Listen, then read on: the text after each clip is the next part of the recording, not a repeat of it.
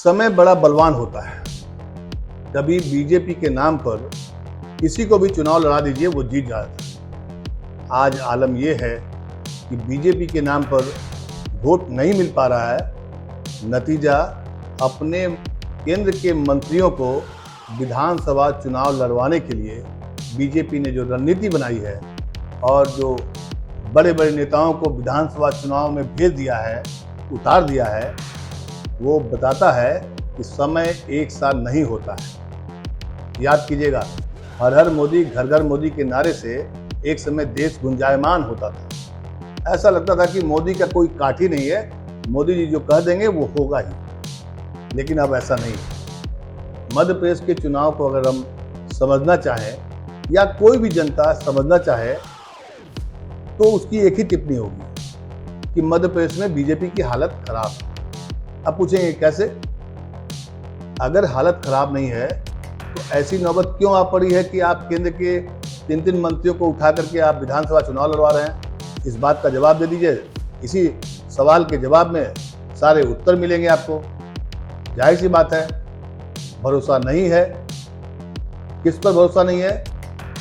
तो मुख्यमंत्री पर भरोसा नहीं है, वहां के जो स्थानीय लीडर है उन पर भरोसा नहीं है।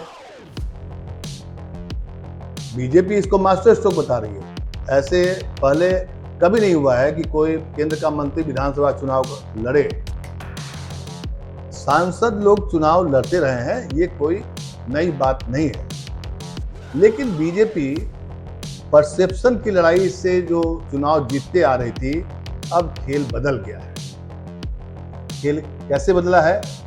आप बीजेपी को लेकर मध्य प्रदेश में जो बातें हो रही हैं, मामा जा रहे हैं, बीजेपी भाग रही है, बीजेपी में भगदड़ है, इस तरह के कैप्शन, इस तरह के स्लोगन, इस तरह के नारे मध्य प्रदेश के गली गुलीचों में भी आपको सुनाई पड़ेगी। उधर शिवराज सिंह चौहान इस बात को लेकर परेशान है कि उन्हें समझ में नहीं आ रहा है कि उनका क्या होगा, क्योंकि इस वक्त जो बीजेपी ने मंत्रियों को जो भेजा है वहाँ पर, उसमें सब बड़े बड़े नाम हैं। नरेंद्र सिंह तोमर, कैलाश विजयवर्गीय, जो पिछले 10 साल से पार्टी के राष्ट्रीय महासचिव बने हुए हैं और बीजेपी की राष्ट्रीय कार्य समिति, मतलब कि पश्चिम बंगाल का जो मामला चुनाव हुआ था, वहाँ वो प्रभारी थे। अब जो आदमी राष्ट्र का काम कर रहा है, मतलब जो पूरे देश में घूम रहा है, उसको अपने ही विधानसभा क्षेत्र में चुनाव कैंपेन करना होगा। ये एक फजीहत वाली बात थी। और आज सुबह जब उन्होंने ट्वीट किया या कुछ पत्रकारों ने सवाल पूछा, तो उन्होंने कहा कि मुझे भी तो पता नहीं था, मुझे हिंट दिया गया था। कैलाश विजयवर्गीय ने कहा कि मुझे बताया गया था कि कुछ आपको जिम्मेदारी दी जाएगी, कुछ नया करना है। लेकिन उनको भी ये जब लिस्ट प्रकाशित हो गई तब मालूम हुआ कि उनको चुनाव लड़ना है इंदौर से, इंदौर 1 की सीट से, जबकि इंदौर से ही उनके ही बेटे अभी विधायक हैं। तो क्या उनके विधायक बेटे का टिकट कटेगा? यही हाल लगभग सभी नेताओं के साथ होता है। कई सिटिंग एमएलए का टिकट काटा जा रहा है। मतलब घबराहट, बेचैनी या फीडबैक ऐसा मिला है बीजेपी को कि यहाँ से इस तरह के उम्मीदवार जीत नहीं पाएंगे, लिहाजा पार्टी ने कुछ बड़ा फैसला किया। अब इस फैसले को अगर आप एग्जामिन करें, उसका पड़ताल करें, तो आपको समझ में ये आएगा ये कि आखिर बीजेपी ने ऐसा निर्णय क्यों लिया। क्या पार्टी में कुछ उठापटक चल रहा है? क्या हर एक राज्यों में भी अब केंद्र से जो बड़े नेता हैं उनको भेजा जाएगा? क्या बीजेपी संगठन में कुछ अंदर में गड़बड़ी हो रही है?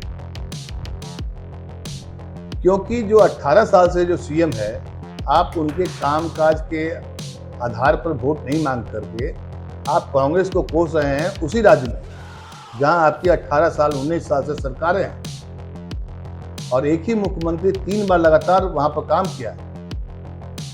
तो क्या कुछ गड़बड़ है मध्य प्रदेश सरकार में, या कोई बड़ा काम नहीं किया है, या केंद्र की जो योजनाएं हैं वहां पर धरातल पर नहीं लागू हो सकी है? क्या डबल इंजन सरकार का जो फॉर्मूला था वो फेल हो गया? अगर पूरी तरह से इस खबर को विश्लेषण किया जाए तो साफ साफ लग रहा है कि डबल इंजन का जो फॉर्मूला था उनका अब फेल हो चुका है। मोदी जी के नाम पर वोट नहीं मिल रहा है, ये भी पार्टी को समझ में आ गया है। मध्य प्रदेश की राजनीति में कांग्रेस परसेप्शन की लड़ाई में बहुत आगे निकल गई। पिछले 1-2 महीने से 3 महीने से बीजेपी के कई नेता कांग्रेस ज्वाइन कर रहे थे, और जब कांग्रेस ज्वाइन कर रहे थे तो कारों का काफिला या इतना जनसैलाब दिखाना वो एक परसेप्शन था, और लगातार कमलनाथ या उनकी टीम या ऊपर से कांग्रेस के जो नेतृत्व लोग हैं इस परसेप्शन की लड़ाई में, जबकि सरकार में नहीं है, परसेप्शन की लड़ाई में लगातार लीड लेते चले गए और बीजेपी इसके जद में आती गई, मतलब कि गियर में आ गई, और उसको लगा कि नहीं, शिवराज सिंह सरकार के रहते हुए हम ये चुनाव जीत नहीं पाएंगे, लिहाजा पार्टी को कुछ नया फैसला करना पड़ा। इस फैसले में कई सारे निहितार्थ हैं, जैसे कि अगर मान लिया वो जो सांसद हैं, जो मंत्री हैं, चुनाव जीत जाते हैं तो वो पद खाली होगा, तो केंद्र में पद खाली होगा तो कई नए चेहरों को उसमें शामिल किया जाएगा। केंद्र में मंत्रिमंडल का विस्तार की खबरें लगातार सुर्खियां बनती आई हैं कि फलाने महीने में मंत्रिमंडल का विस्तार होगा। पार्टी के कई नेता मंत्री पद के लिए लाइन लगाए हुए हैं, लेकिन आप चुनाव जीतेंगे या नहीं जीतेंगे ये तो बात की बात है। लेकिन बीजेपी के इस फैसले से एक बात साफ हो गई है कि मामला वहाँ पर टाइट है, मामला वहाँ खराब चल रहा है। एंटी इनकम्बेंसी को रोकने के लिए बीजेपी ने जिस फॉर्मूला को लाया है शायद वो भी नहीं चल पाए, क्योंकि जब आप केंद्र में बड़े मंत्री बन जाते हैं तो आपका जुड़ाव जो है स्थानीय क्षेत्र से कम होता है।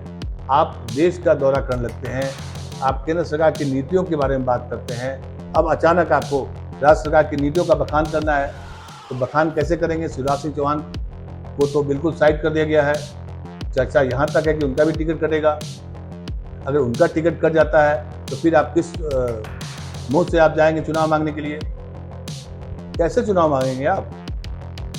भाई, जो आदमी 18 साल से मध्य प्रदेश को चला रहा है, संभाल रहा था, रातों रात तो खराब नहीं हो सकता ना, वो रातों रात तो वो बेईमान नहीं हो सकता है। रातों रात चीजें तो बदलेंगी नहीं या बदली नहीं है, तो मतलब कि पार्टी में कुछ उठापटक चल रहा है, संगठन में कुछ कमियां हैं, खामियां हैं। मीडिया इसको नहीं दिखाता है, ना समझाएगा आपको।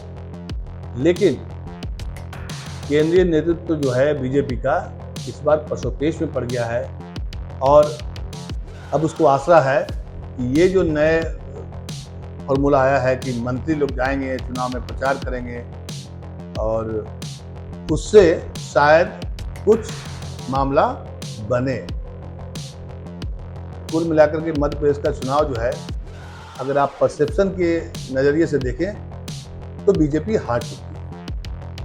एक ऐसा नज़रिया बन रहा है कि बीजेपी काफ़ी वहाँ पर फाइट कर रही है, मतलब एक जीती हुई पार्टी को फाइट करना पड़ रहा है पुनः वापसी के लिए। और कांग्रेस जो सत्ता में नहीं है वो विन विन पोजीशन में बनी हुई है। बीजेपी का राजनीतिक संकट इसे कहते हैं। मीडिया नहीं बताएगा आपको कि बीजेपी में भी राजनीतिक संकट आता है, नेतृत्व परेशान होता है, मोदी जी भी परेशान होते हैं, लेकिन आपको कभी ये खबरें आपको नहीं दिखाई पड़ेंगी, नहीं बताई जाएंगी कि बीजेपी में कोई संकट है, आंतरिक संकट है, या इस बात का कोई विश्लेषण नहीं करेगा कि आखिर वो कौन सी आफत आ गई थी, आखिर क्या ऐसी नौबत आ पड़ी कि केंद्र के मंत्रियों को विधानसभा चुनाव लड़वाया जा रहा है। ये एक बड़ा सवाल है। आपको क्या लगता है, क्या केंद्र के मंत्री वहां जाकर चुनाव लड़ेंगे तो बीजेपी वापसी कर सकती है? आपका इस बारे में क्या विचार है? हमें फीडबैक करके जरूर बताइए। नमस्कार।